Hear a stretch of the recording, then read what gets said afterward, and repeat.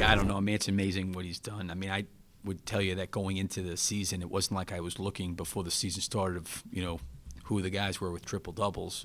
Certainly it's been a huge focus, and a lot of attention's been given to it, and rightfully so. It's like they're historic numbers. You're talking about Will Chamberlain and Oscar Robertson, two of the greatest players to ever play the game. I mean, they're impactful in the game, and I think when Russell's career is done, whenever that time is, he's a guy that you're going to look at and say that what he has done throughout his career is historic. If you've been following along, you know that Russ is now just 9 triple-doubles from Oscar Robertson's single-season record, 41 in the 61-62 season. He was the only player ever to average double figures in points, rebounds, and assists over a single season that year. Westbrook, 32 triple-doubles this year, second most all-time, and has gotten triple-doubles in each of his last 2 games. He also had a 7-game streak earlier this season, tied for the second longest in NBA history behind Wilt's 9-game streak. Speaking of the Big Dipper, he put up 31 triple-doubles in the 67-68 season when he averaged 24 and 24 and 8.6 assists while playing nearly 47 minutes a game for the Philadelphia 76ers. 47. Only 48 minutes in a game. Sekou, why this guy this season putting up these numbers? Guys, I really think it's simple. We're in an era where you're going to give one guy the basketball and allow him to dominate it for as much as he can physically as possible. And this is a guy who wastes no motion with the basketball. He's not out there playing with his dribble. Raja and I were just talking about this. This is a guy who's straight line speed and power, and he's attacking the basket downhill at all times. Mm-hmm. Nobody can stop him. He doesn't have a foil. Normally a great player has somebody, some defender who he has to contend with.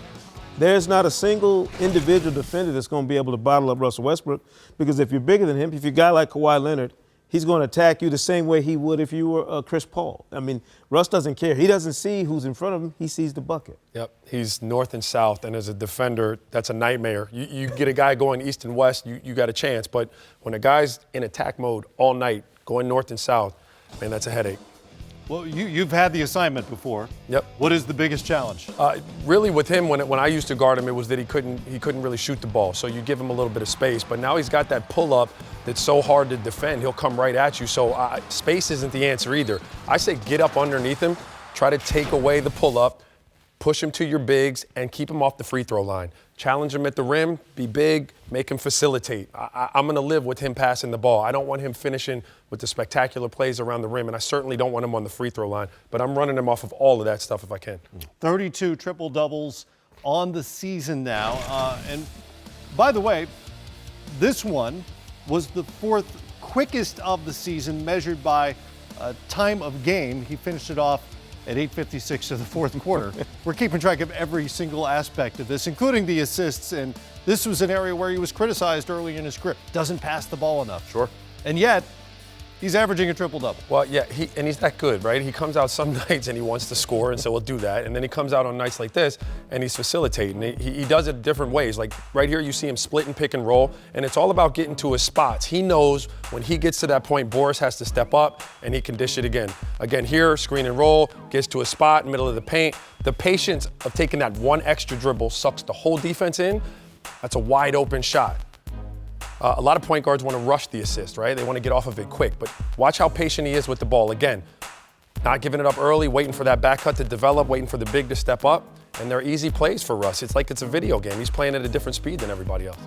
So what were the moments you remember trying to guard him? What moment to moment, game to game, when you're faced up against Russell Westbrook? What's going through your mind before the game and when it actually happens? His speed and trying to get back and catch him in transition was always the biggest headache, because it would be a cross match for me. So I try to get in front of him, but like there I couldn't, and then you got to foul him. So I was always concerned about when the shot went up, finding a spot back up the court where I could get in front of him and try to get my shoulder square, because I knew he was coming right at me. So what's your best bet now?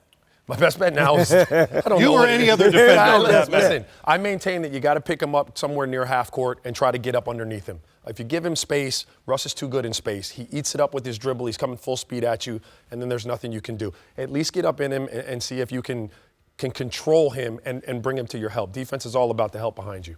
Sekou, you're Russell Westbrook in this scenario, by the way. Well, if I was Russell Westbrook, I'd be a lot bigger, better looking, and faster than this. Richer? And much richer. Younger? But the one thing I noticed. Continue? No, let's stop now. Last Tuesday, I was at fan night when they played Portland, and the one difference that I noticed early in the game, Portland had Nurkic in the middle, and that prevented Russ from being able to get straight runs to the basket. But what he did in the first half, like you said, instead of forcing the action, he took what they were given. He was coming in and pulling up, driving the lane, pulling up for jump shots, taking his chances on those shots. He scored 26 points in the first half. Didn't facilitate the way he did these past two games where he's making plays for other guys because he's smart enough to know he's got to take what the defense gives him and execute that way instead of forcing the action. His turnovers, go up dramatically when he's trying to make plays for other guys sometimes.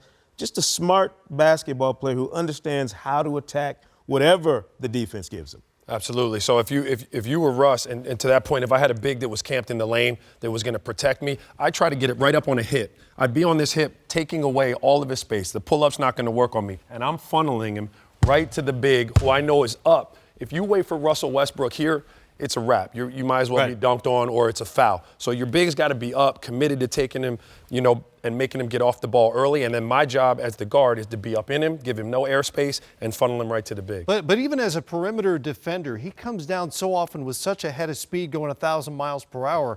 How hard is it then to try to funnel him one direction or the other? Oh, it's a nightmare, and you're not going to do it in transition. So at that point, it's team defense. When we play Russell Westbrook's, Tony Parker's in his heyday, everyone must get back and load to the ball, meaning I need everyone to get back. Don't worry about where your man is. Get in the paint. Everybody shoulder square so we can form a wall, and then we'll build back out. But if you're scattered around the court and he's got a guy one-on-one, they're too good in transition. Sounds like a fun gig. Terry Stotts did a smart thing tonight, too. He unleashed his two backcourt guys. He had C.J. McCollum and Damian Lillard chasing him, but they weren't taking it as a one-on-one. Russ comes down, does his thing. I go back down the other end and try and match it. They were smart enough to know, hey, you let Russ do what he does and rely on our interior defenders to help us out. And they did a really good job, and that's why they got the win the other night. Most teams are not figuring that out over the course of the season.